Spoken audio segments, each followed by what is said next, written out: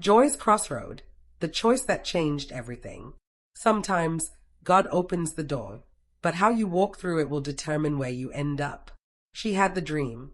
God gave her the chance, but one wrong turn almost buried everything.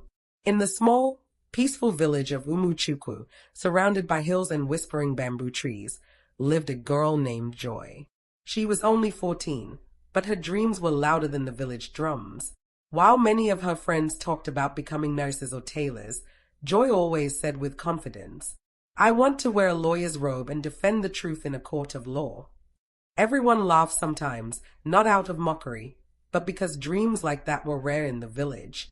Her mother, Mama Joy, sold roasted yam by the roadside. Her father had passed away when she was just a child. Life was not easy, but Joy studied hard under kerosene lanterns, borrowing books from the local primary school and scribbling mock court cases in old notebooks.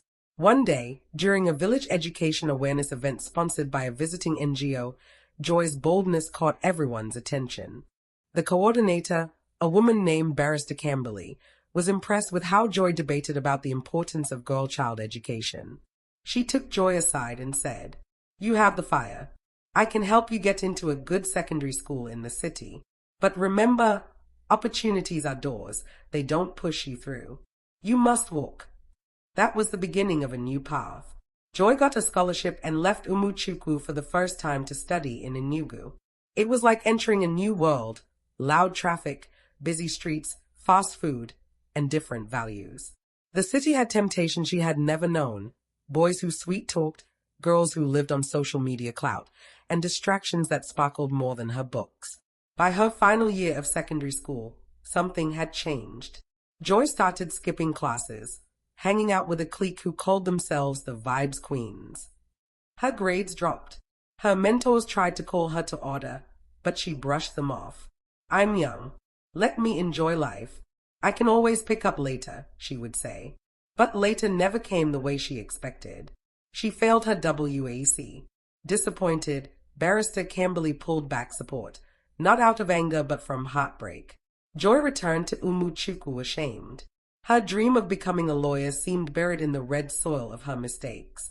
Years passed. Joy became a young woman. She now helped her mother with yam roasting and rarely spoke about her past. But God wasn't done. One evening, a team of human rights lawyers visited Umuchukwu for a land dispute case. Among them was Barrister Camberley. She spotted Joy at the corner of the market. "Joy," she called. Joy looked up, older and quieter, her fire dimmed but not dead. "I failed," she said with tears. "I had the opportunity, but I misused it." Barrister Camberley smiled gently. "Failure is not the end unless you choose it to be. God gives more than one door. Will you walk through the next one?" This time, Joy didn't hesitate.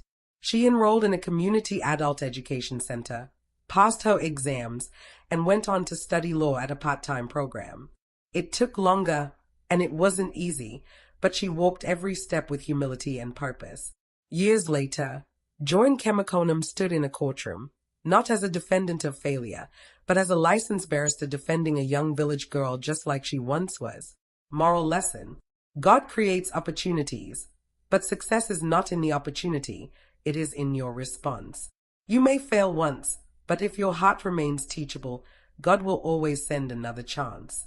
Your destiny is not in the hands of fate, but in the choices you make when the door is opened.